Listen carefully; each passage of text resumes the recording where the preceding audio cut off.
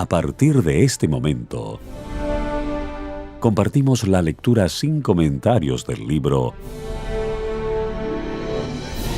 El conflicto de los siglos, escrito por Helena Harmon de White. Capítulo 9. Se enciende una luz en Suiza.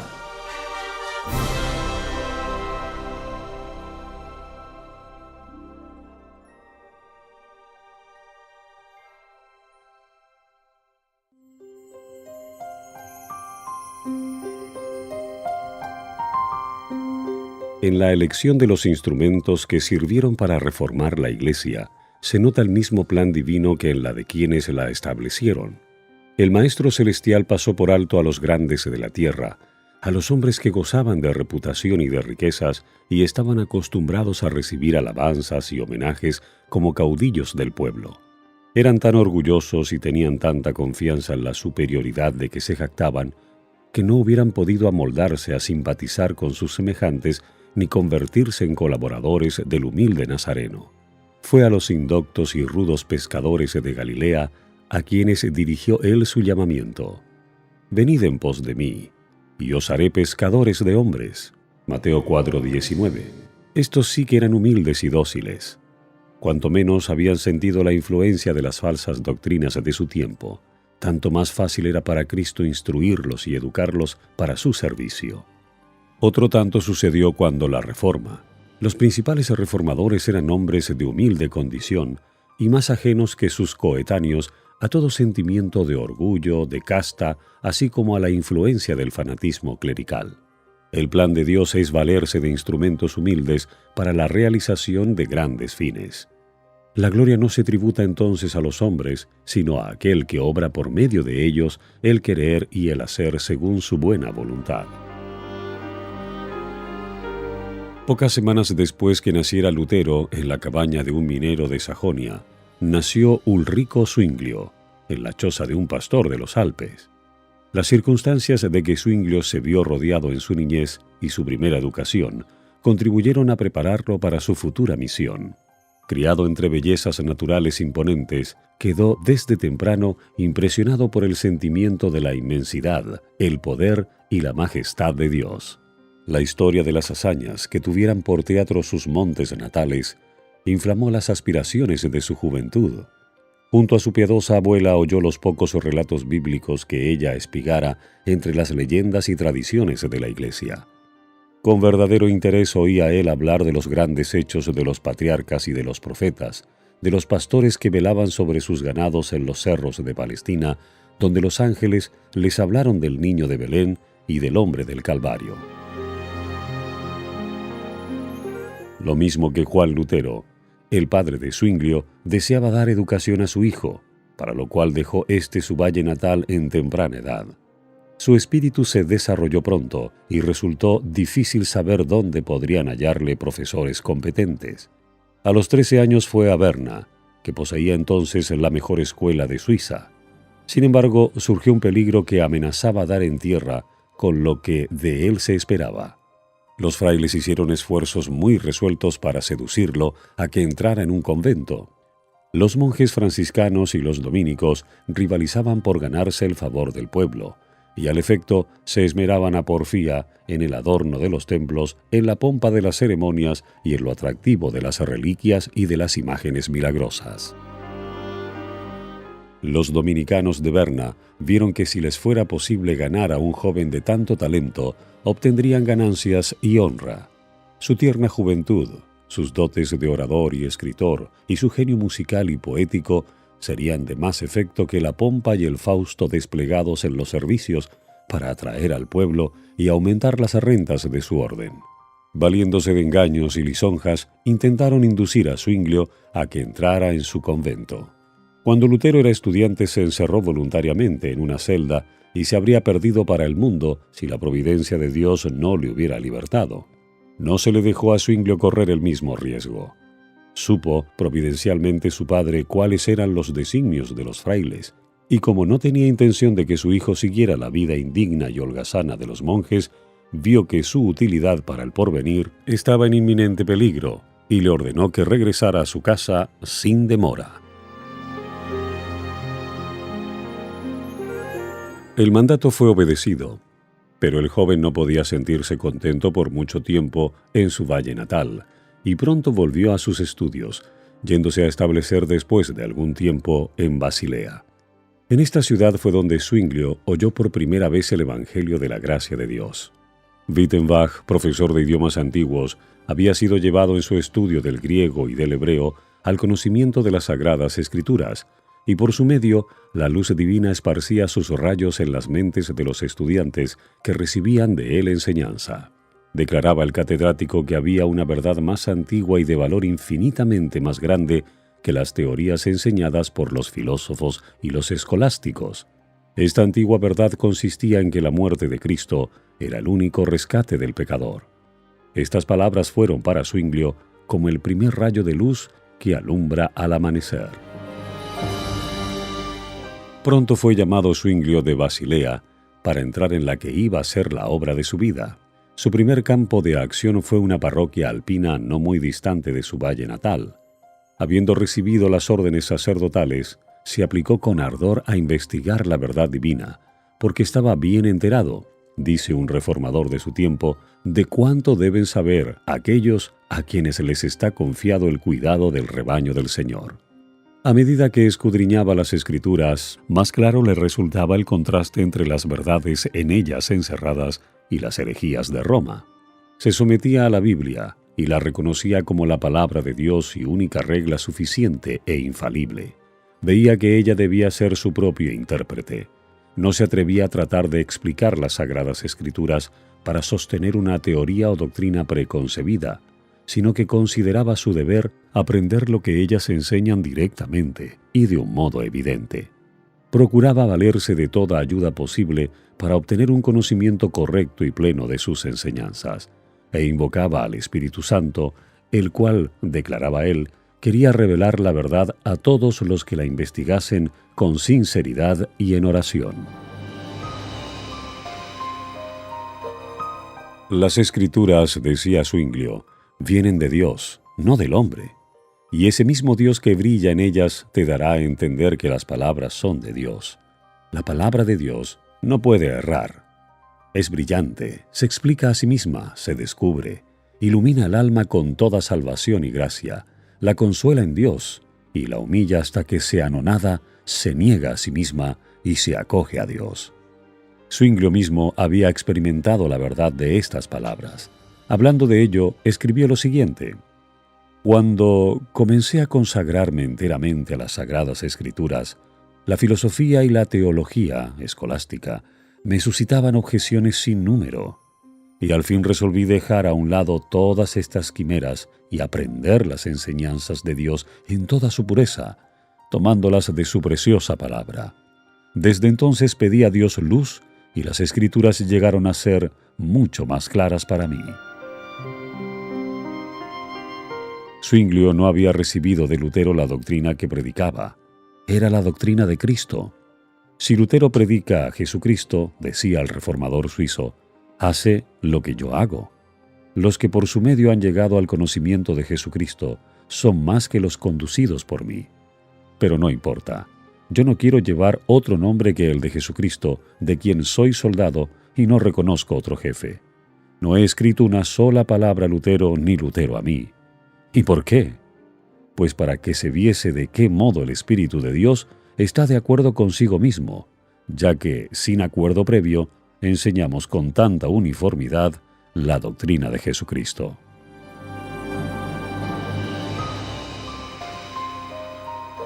En 1516 fue llamado Zwinglio a predicar regularmente en el convento de Einsiedeln, donde iba a ver más de cerca las corrupciones de Roma y donde iba a ejercer como reformador una influencia que se dejaría sentir más allá de sus Alpes natales.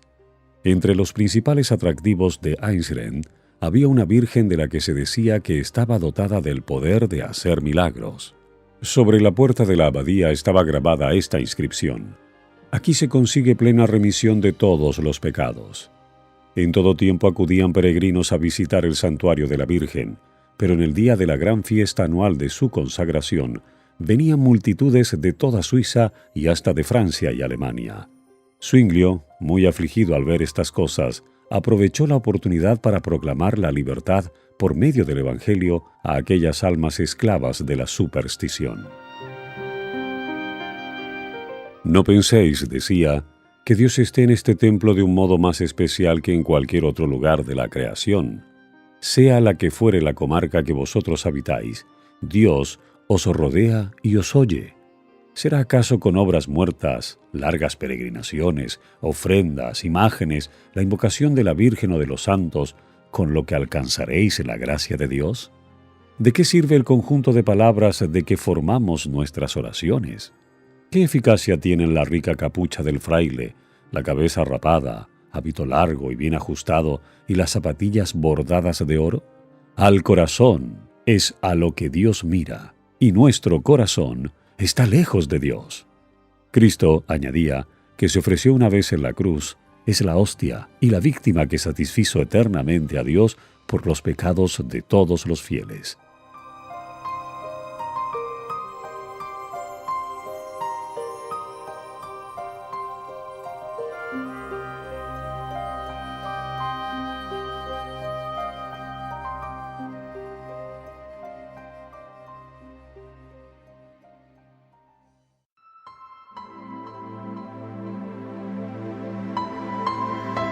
Usted está escuchando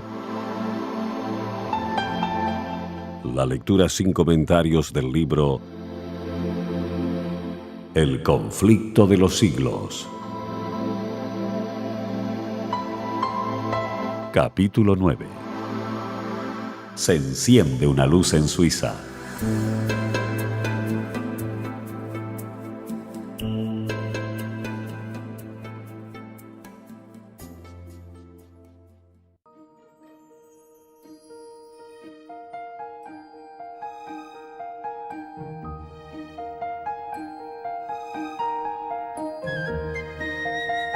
Muchos de los que le oían recibían con desagrado estas enseñanzas. Era para ellos un amargo desengaño saber que su penoso viaje era absolutamente inútil. No podían comprender el perdón que se les ofrecía de gracia por medio de Cristo. Estaban conformes con el antiguo camino del cielo que Roma les había marcado. Rehuían la perplejidad de buscar algo mejor. Era más fácil confiar la salvación de sus almas a los sacerdotes y al Papa que buscar la pureza de corazón. Otros, en cambio, recibieron con alegría las nuevas de la redención por Cristo.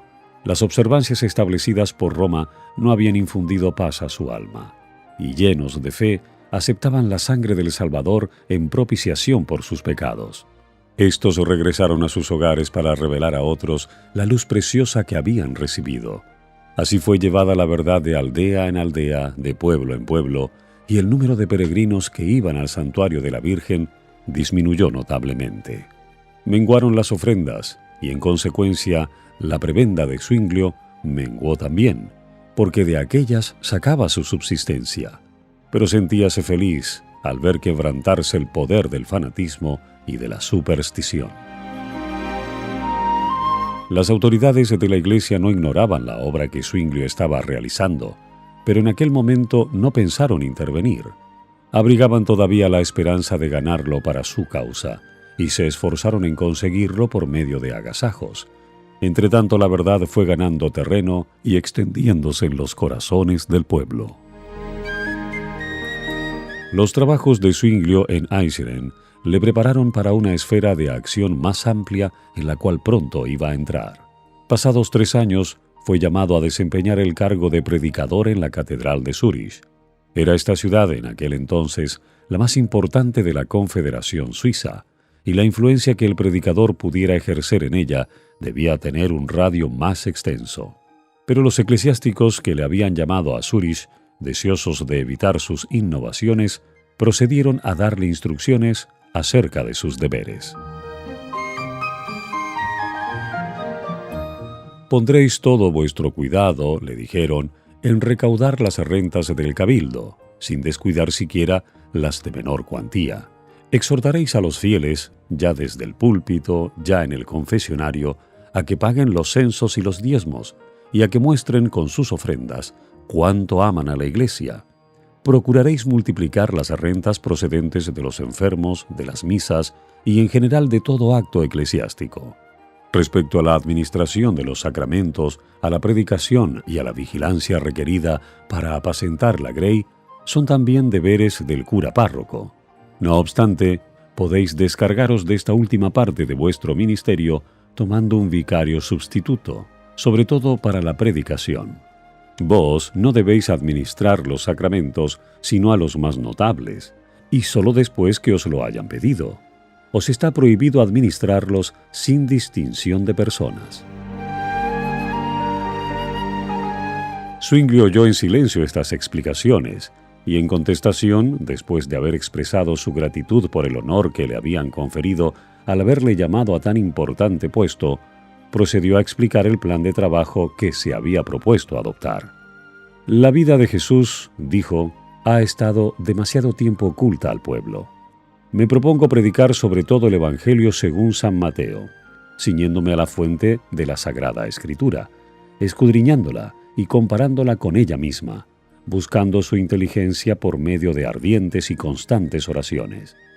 A la gloria de Dios, a la alabanza de su único Hijo, a la pura salvación de las almas y a su instrucción en la verdadera fe, es a lo que consagraré mi ministerio.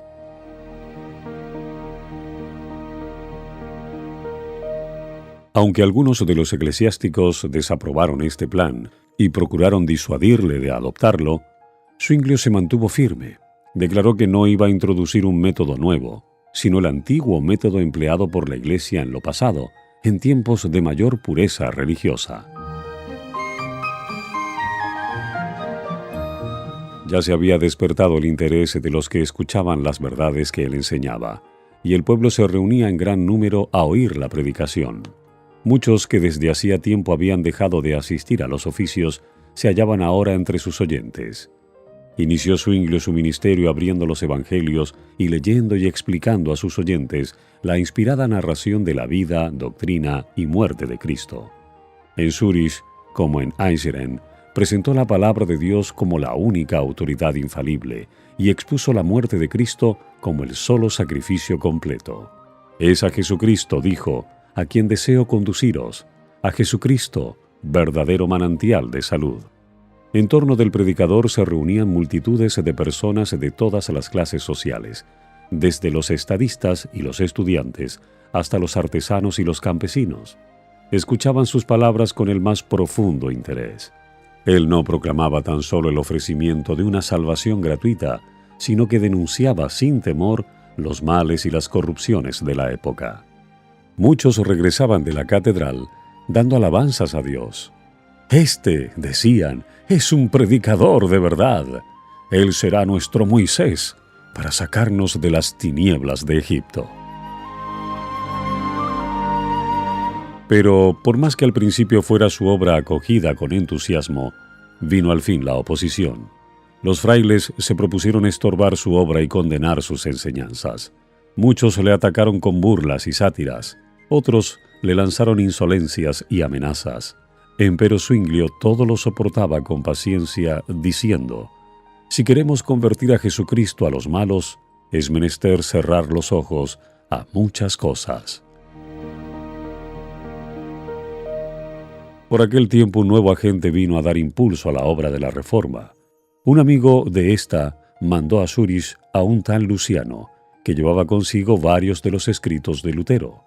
Este amigo residente en Basilea había pensado que la venta de estos libros sería un poderoso auxiliar para la difusión de la luz.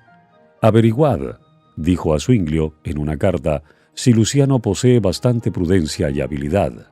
Si así es, mandadle de villa en villa, de lugar en lugar, y aún de casa en casa entre los suizos, con los escritos de Lutero, y en particular con la exposición de la oración dominical escrita para los seglares. Cuanto más conocidos sean, tanto más compradores hallarán». De este modo se esparcieron los rayos de luz. Cuando Dios se dispone a quebrantar las cadenas de la ignorancia y de la superstición, es cuando Satanás trabaja con mayor esfuerzo para sujetar a los hombres en las tinieblas y para apretar aún más las ataduras que los tienen sujetos.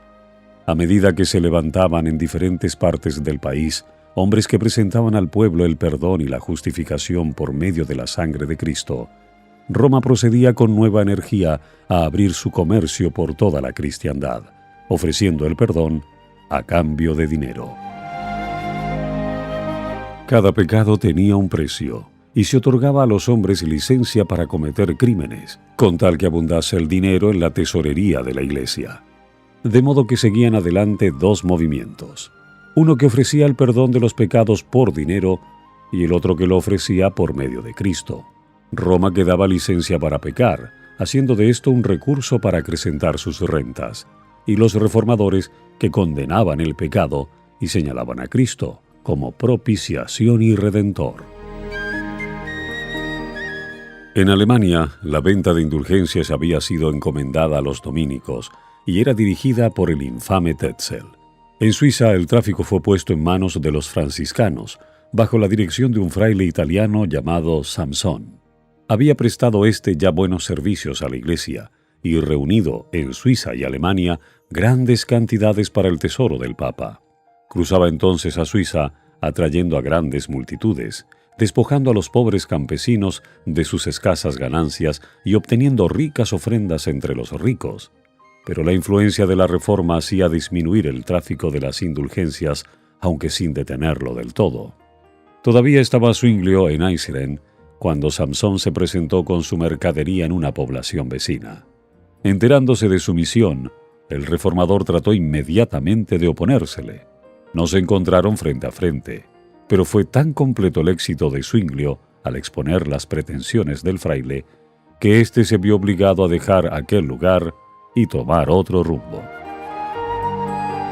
En Zúrich predicó Zwinglio con ardor contra estos monjes traficantes en perdón, y cuando Samson se acercó a dicha ciudad, le salió al encuentro un mensajero enviado por el consejo para ordenarle que no entrara. No obstante, logró al fin introducirse por estratagema, pero a poco le despidieron, sin que hubiese vendido ni un solo perdón, y no tardó en abandonar a Suiza. Un fuerte impulso recibió la Reforma con la aparición de la peste o gran mortandad que azotó a Suiza en el año 1519. Al verse los hombres cara a cara con la muerte, se convencían de cuán vanos e inútiles eran los perdones que habían comprado poco antes, y ansiaban tener un fundamento más seguro sobre el cual basar su fe. Zwinglio se contagió en Zúrich y se agravó de tal modo que se perdió toda esperanza de salvarle, y circuló por muchos lugares el rumor de que había muerto. En aquella hora de prueba su valor y su esperanza no vacilaron. Miraba con los ojos de la fe hacia la cruz del Calvario y confió en la propiciación absoluta allí alcanzada para perdón de los pecados. Cuando volvió a la vida después de haberse visto a las puertas del sepulcro, se dispuso a predicar el Evangelio con más fervor que nunca antes, y sus palabras iban revestidas de nuevo poder. El pueblo dio la bienvenida con regocijo a su amado pastor que volvía de los umbrales de la muerte. Ellos mismos habían tenido que atender a enfermos y moribundos y reconocían mejor que antes el valor del Evangelio. Zwinglio había alcanzado ya un conocimiento más claro de las verdades de éste y experimentaba mejor en sí mismo su poder regenerador. La caída del hombre y el plan de redención eran los temas en los cuales se espaciaba. En Adán, decía él, todos somos muertos, hundidos en corrupción y en condenación. Pero Jesucristo nos ha dado una redención que no tiene fin. Su muerte aplaca continuamente la justicia divina en favor de todos aquellos que se acogen a aquel sacrificio con fe firme e inconmovible. Y explicaba que el hombre no podía disfrutar de la gracia de Cristo si seguía en el pecado. Donde se cree en Dios, allí está Dios, y donde está Dios, existe un celo que induce a obrar bien. Creció tanto el interés en las predicaciones de Zwinglio que la catedral se llenaba materialmente con las multitudes de oyentes que acudían para oírle. Poco a poco, a medida que podían soportarla, El predicador les exponía la verdad. Cuidaba de no introducir desde el principio puntos que los alarmasen y creasen en ellos prejuicios. Su obra era ganar sus corazones a las enseñanzas de Cristo, enternecerlos con su amor y hacerles tener siempre presente su ejemplo. Y a medida que recibieran los principios del Evangelio, abandonarían inevitablemente sus creencias y prácticas supersticiosas.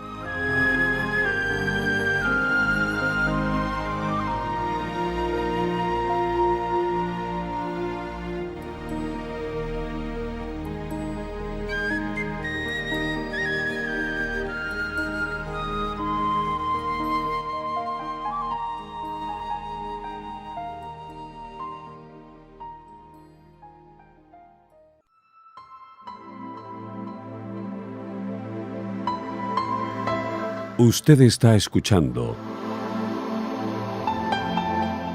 la lectura sin comentarios del libro El conflicto de los siglos. Capítulo 9. Se enciende una luz en Suiza.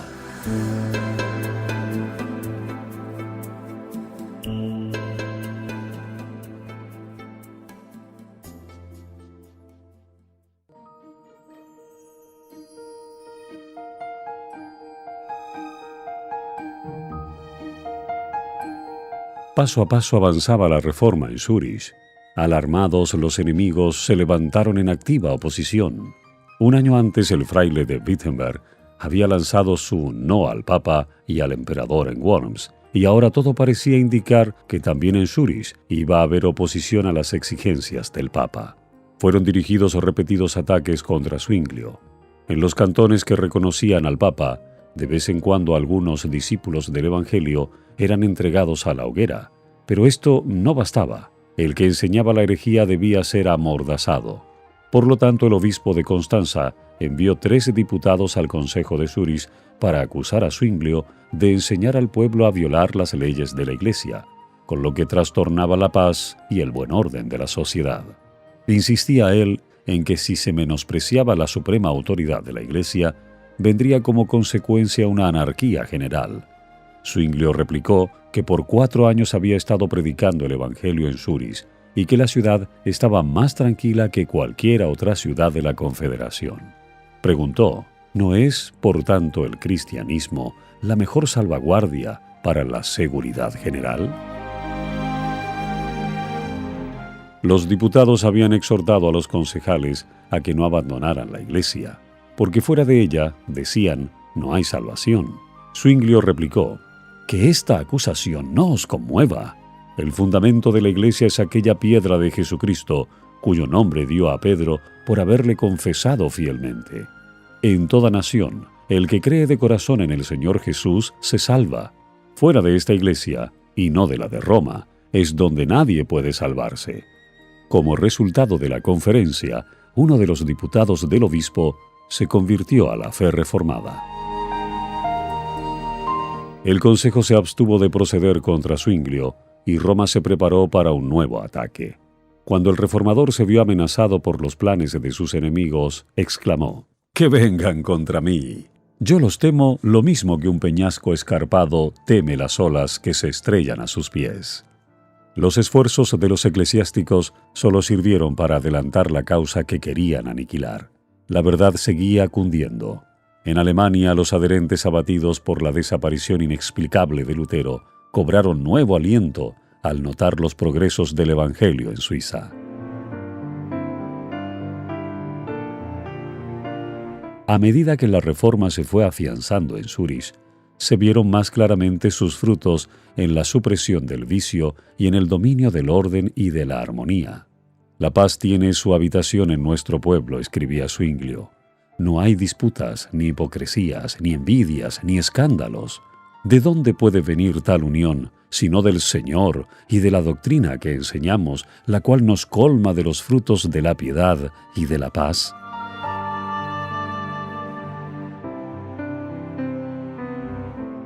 Las victorias obtenidas por la Reforma indujeron a los romanistas a hacer esfuerzos más resueltos para dominarla. Viendo cuán poco habían logrado con la persecución, para suprimir la obra de Lutero en Alemania, decidieron atacar a la Reforma con sus mismas armas. Sostendrían una discusión con Zwinglio y, encargándose de los asuntos, se asegurarían el triunfo al elegir no solo el lugar en que se llevaría a efecto el acto, sino también los jueces que decidirían de parte de quién estaba la verdad. Si lograban por una vez tener a Zwinglio en su poder, tendrían mucho cuidado de que no se les escapase. Una vez acallado el jefe, todo el movimiento sería pronto aplastado. Este plan, por supuesto, se mantuvo en la mayor reserva.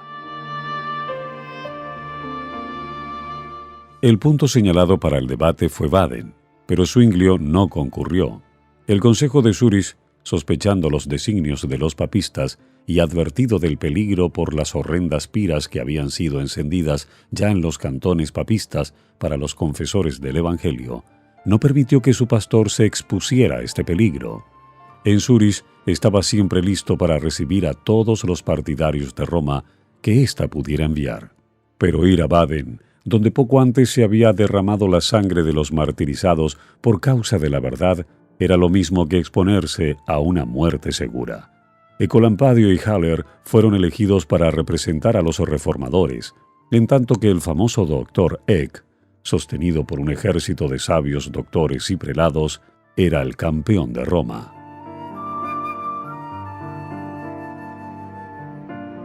Aunque Zwinglio no estaba presente en aquella conferencia, ejerció su influencia en ella. Los secretarios todos fueron elegidos por los papistas, y a todos los demás se les prohibió que sacasen apuntes, so pena de muerte. A pesar de esto, Zwinglio recibía cada día un relato fiel de cuanto se decía en Baden. Un estudiante que asistía al debate escribía todas las tardes cuántos argumentos habían sido presentados, y otros 2 estudiantes se encargaban de llevar a Zwinglio estos papeles, juntamente con cartas de Ecolampadio. El reformador contestaba dando consejos y proponiendo ideas. Escribía sus cartas durante la noche y por la mañana los estudiantes regresaban con ellas a Baden. Para burlar la vigilancia de la guardia en las puertas de la ciudad, estos mensajeros llevaban en la cabeza sendos canastos con aves de corral, de modo que se les dejaba entrar sin inconveniente alguno. Así sostuvo Zwinglio la batalla contra sus astutos antagonistas. Ha trabajado más, decía Miconius, meditando y desvelándose y transmitiendo sus opiniones a Baden de lo que hubiera hecho disputando en medio de sus enemigos. Los romanistas, engreídos con el triunfo que esperaban por anticipado, habían llegado a Baden luciendo sus más ricas vestiduras y brillantes joyas. Se regalaban a cuerpo de rey. Cubrían sus mesas con las viandas más preciadas y delicadas y con los vinos más selectos. Aliviaban la carga de sus obligaciones eclesiásticas con banqueteos y regocijos.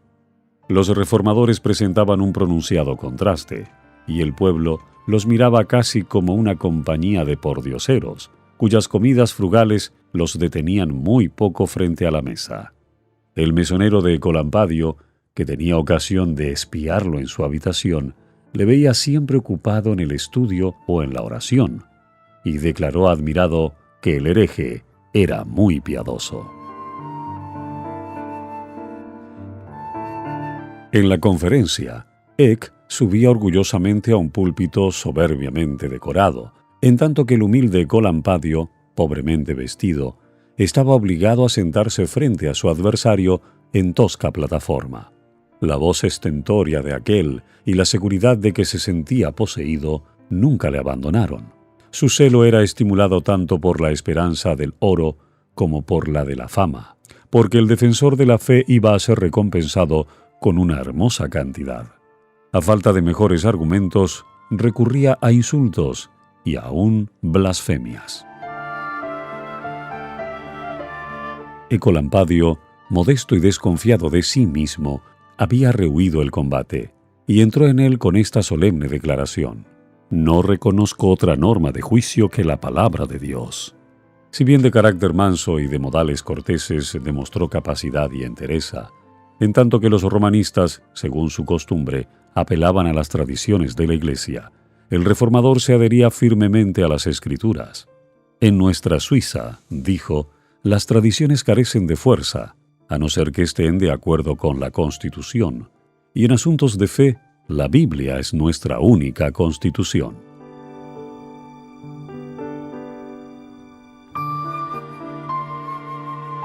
El contraste entre ambos contendientes no dejó de tener su efecto. La serena e inteligente argumentación del reformador, el cual se expresaba con tan noble mansedumbre y modestia, impresionó a los que veían con desagrado las orgullosas pretensiones de Eck. El debate se prolongó durante 18 días. Al terminarlo, los papistas cantaron victoria con gran confianza, y la Dieta declaró vencidos a los reformadores y todos ellos, con Zwinglio, su jefe, separados de la Iglesia. Pero los resultados de esta conferencia revelaron de qué parte estuvo el triunfo. El debate tuvo por consecuencia un gran impulso de la causa protestante, y no mucho después, las importantes ciudades de Berna y Basilea se declararon en favor de la Reforma.